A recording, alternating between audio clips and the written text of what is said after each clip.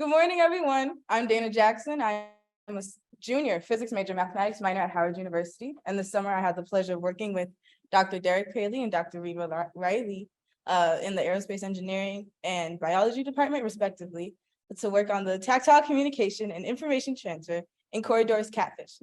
So you may be wondering, well, first of all, here's what we're going through. I got a lot of information for y'all, so it's exciting. I'm going to be talking about Corydoras Catfish and why they're important for our research, what a biased random walk is, as you saw in the title, and just the results, the graphs that I managed to get from those models. So when I say catfish, you're probably thinking of a big, ugly, slow fish at the bottom of a river, or a delicious fried food.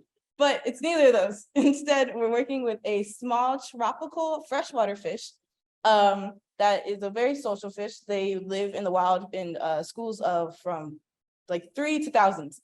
You'll find them everywhere.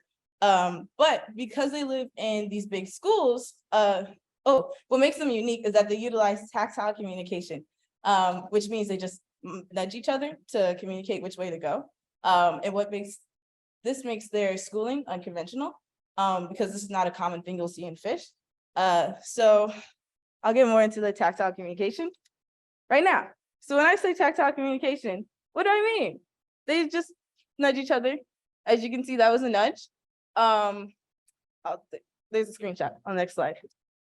So it's a little hard to see, but they touched here and then they moved off into another direction.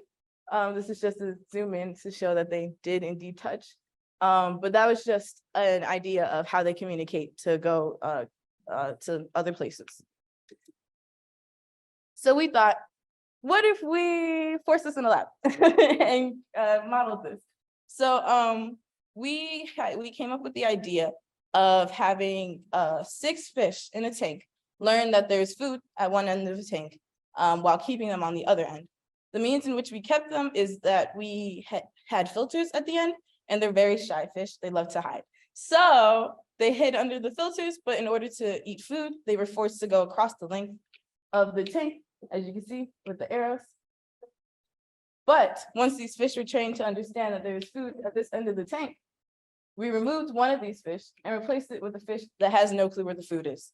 The idea is that this fish would want to go and eat with its fellow brethren, and the rest of the fish, being social and cooperative, would nudge it to the food, and they'll reach the end at the same time. So here is the live, or not live, but a real life example of the setup. So the food are bloodworms. Catfish love them, their favorite food. But as you can see, there's no fish at the end of the tank. Why? Because they're hiding in these filters, like I said earlier. But when they get hungry, they'll be forced to go to the end of the tank. And it's a little hard to see now, but these dark little dents in the sand are just the fish exploring. And this is also a great way for us to gauge how quickly these fish find the food. Once these divots are gone away and but the food is gone, we have an idea that the fish know instantly to go to the end of the tank rather than explore the rest of the tank. So how do we model this? We modeled it using a random walk model. A simple random walk occurs in a one-dimensional space. And it's just when an object decides whether to go in the positive or negative direction. With equal probability in going either way. But we decided, what if we made it biased? Because fish aren't random, they have bias. And we put in place parameters in our model to allow for us to adjust this bias. So the parameters we used were the initial position, which is randomized because I can't control where the fish are. The initial bias, which we can adjust as we see fit as we run these empirical trials, and the bias transfer rate, which is just how much information is transferred between these two catfish, or these catfish as they nudge or interact. And the sensing radius is just how close they have to be considered for this to be considered an interaction. So let's see what this gives us. Graphs. So this is just an idea of what this, okay, sorry, this top graph is just the path of the fish. There's 6 colors, each color represents a different fish. So as you can see, the fish go along their own way. This bottom graph is the bias over time. And we started with just no bias, have these fish go wherever they want, however they see fit. And you can see there's no cooperation, no correlation, they end up wherever. But once we add and equal the bias amongst all the fish in the positive direction, they end up in the positive direction. So exciting.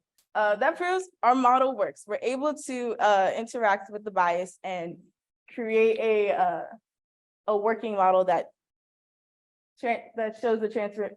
That shows that these we're able to create a working model. Yeah.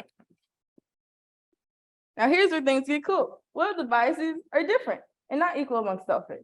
So as I referenced earlier, when we remove one of the trained fish and add a naive fish that has no idea where the food is, its initial bias will be 0. But we kept these trained fish with a bias of 0.75.